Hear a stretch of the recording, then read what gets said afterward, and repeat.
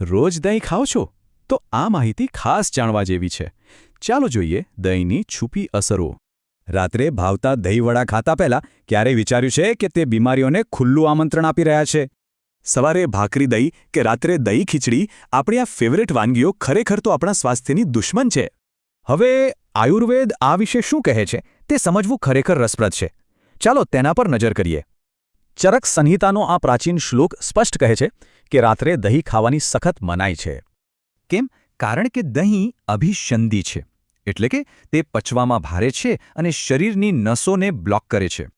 આપણી જાણીતી ગુજરાતી કહેવત પણ આ જ વાત પર ભાર મૂકે છે. બપોર પછી દહીં?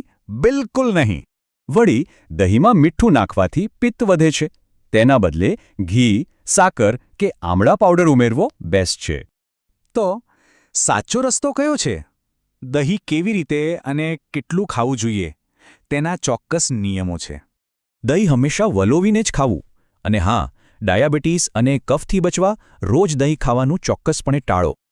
તો છેલ્લે એક સવાલ: શું માત્ર સ્વાદ માટે સાંજની દહીં ચાટ ખાઈને સ્વાસ્થ્ય બગાડવું ખરેખર યોગ્ય છે?